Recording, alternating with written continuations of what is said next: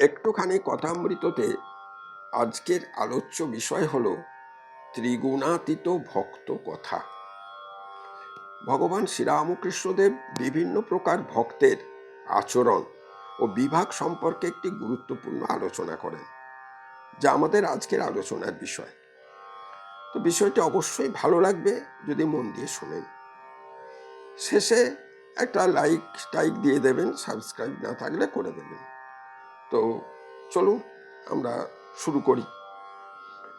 ভগবান শ্রীরামকৃষ্ণদেব বিভিন্ন সময়ে বিভিন্ন বিষয়ে আলোচনার মাধ্যমে তাঁর উপস্থিত শিষ্যমণ্ডলীকে যে শিক্ষা দিতেন, সেই সকল শিক্ষাই আমরা তার কথামৃত গ্রন্থ থেকে পেয়ে থাকি। ঠাকুর বলছেন কি জানো, মানুষ নিজে ঐশ্বর্যের আদর করে বলে ভাবে ঈশ্বরও ঐশ্বর্যের আদর করেন, তাই তার পাদপদ্মে ঐশ্বর্য প্রদান করে থাকে। তিনি বলছেন, একবার যখন বিষ্ণু ঘরের গয়না সব চুরি হয়ে যায়, তখন সেজবাবু বলেন, দূর ঠাকুর, তোমার কোনো যোগ্যতা নেই, তোমার গা থেকে সব গয়না নিয়ে গেল আর তুমি কিছু করতে পারলে না।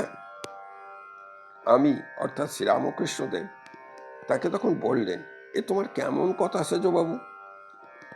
তুমি যার গয়না গয়না করছো তার কাছে এগুলো তো মাটির ঢেলা, এগুলো তোমার কাছে ঐশ্বর্য, কিন্তু তার কাছে এগুলি হলো কাঠ ও মাটি।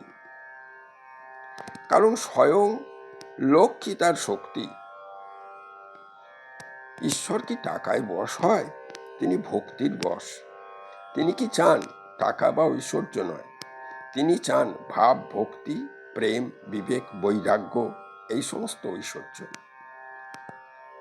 ঠাকুরের এই বিশ্বাস তার জীবনেও প্রতিফলিত হবার ঘটনা আমরা শুনেছি। একবার তিনি গঙ্গার ধারে বসে কিছু টাকা ও পয়সাকে টাকা মাটি, মাটি টাকা, টাকা মাটি, মাটি টাকা বলতে বলতে গঙ্গার জলে বিসর্জন দেন। তো ঠাকুর আবার বলছেন, মানুষ যখন পাশবদ্ধ থাকে, অর্থাৎ অষ্টপাশে আবদ্ধ থাকে, তখন সে জীব। আবার জীব পাশমুক্ত হলেই হয়ে যায় শিব। শুদ্ধা ভক্তি হলে তবেই প্রাণ মন ঈশ্বরেতে লীন হয়।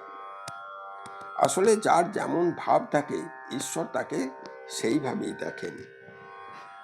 যেমন তমগুণী ভক্ত, সে দেখে মা পাঁঠা খায়, তাই সে পুজোতে বলিদান দেয়। আবার রজগুণী ভক্ত পঞ্চব্যঞ্জন সহকারে ঈশ্বরকে ভোগ নিবেদন করে। সত্যগুণী ভক্তের পূজার কোনো আড়ম্বর থাকে না, বেলপাতা, গঙ্গাজল, মুড়ি বাতাসা দিয়েও পূজা দেয়, কখনো বা পায়েস দিয়েও পূজা দেয়। কিন্তু যিনি ত্রিগুণাতীত ভক্ত, অর্থাৎ যার স্বভাব বালকের মতো, ঈশ্বরের নাম করাই হলো তার পূজা, তার নামেই সব শুদ্ধ হয়ে যায়। আমাদের জীবনেও এরূপ অনেক ঘটনা ঘটে। তখন আপনারা সকলে নিজেকে প্রশ্ন করে জানুন, কি কি ভাব আপনাদের মনে যাচ্ছে।